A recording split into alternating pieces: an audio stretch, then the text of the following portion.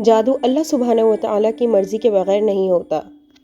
ایسی کوئی طاقت نہیں جو اللہ سبحانہ و تعالیٰ کی اجازت کے بغیر ہو سکے۔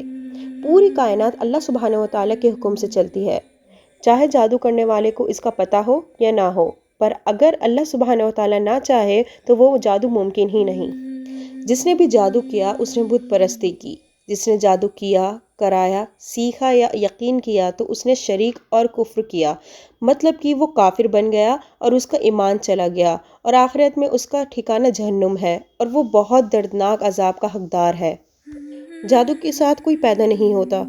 موویز، ٹی وی شوز اور سیریلز، ان سب کے ذریعے مائنڈ پروگرامنگ کر کے ہمیں بتایا جاتا ہے کہ جادو کے ساتھ پیدا ہوتے ہیں، جیسے کہ سپر پاور، سپر ہیروز، یہ سب۔ پر اصل میں جادو صرف سیکھا جا سکتا ہے، بغیر علم کے کرنا ناممکن ہے۔ جادو کرنے کے لیے اللہ سبحانہ و تعالیٰ کی بے غرمتی کرنی پڑتی ہے، قرآن کریم کی بے عزتی کرنی پڑتی ہے، یا پھر کچھ ایسا جس سے شیطان خوش ہو جائے۔ اس کے بدلے شیطان جن اس کا ایک کام کرتا ہے اور شیطان گناہ جیسے کاموں سے ہی خوش ہوتا ہے۔ ہسٹری میں ملتا ہے جیسے Babylonian magic, Persian magic, Egyptian magic, یہ سب ایشین میجک میں سے ہیں، اور اس کی شروعات سلیمان علیہ السلام کی وفات کے بعد ہوئی تھی۔ جادو کا ایک ہی راستہ ہے اور وہ ہے جن کی دنیا اور ہماری دنیا کے بیچ کے گیٹ کو کھولنا، لیکن اس سے سوائے برائی کے کچھ حاصل نہیں ہوتا، کیونکہ جب ایک برا جن اور انسان کے درمیان گیٹ کھل جاتا ہے، پھر اس انسان کو جب تک جہنم نہ لے جائے وہ تب تک نہیں رکتا۔ جن کو ہم معمولی چیز سمجھتے ہیں، یہ اصل میں ایک ایسی دنیا ہے جس میں شرک، کفر اور گناہ کو شوق سے کیا جاتا ہے، صرف اور صرف دنیاوی فائدے کے لیے۔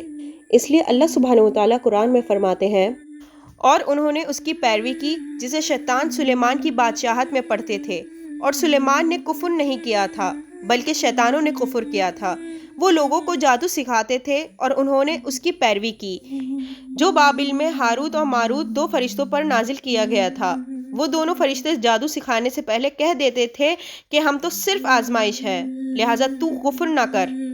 چنانچہ لوگ ان دونوں سے جادو سیکھتے جس کے ذریعے سے وہ مرد اور اس کی بیوی کے درمیان جدائی ڈالتے، اور وہ اس جادو سے اللہ کے حکم کے سوا کسی کو نقصان نہیں پہنچا سکتے تھے، اور لوگ ان سے وہ علم سیکھتے تھے جو انہیں نقصان پہنچاتا تھا، ان کو نفع نہیں دیتا تھا، حالانکہ وہ بالیقین جانتے تھے کہ جس نے اس جادو کو خریدا آخرت میں اس کے لیے کوئی حصہ نہیں، اور البتہ وہ بہت بری چیز تھی جس کے بدلے میں انہوں نے اپنی جانیں بیچ ڈالیں۔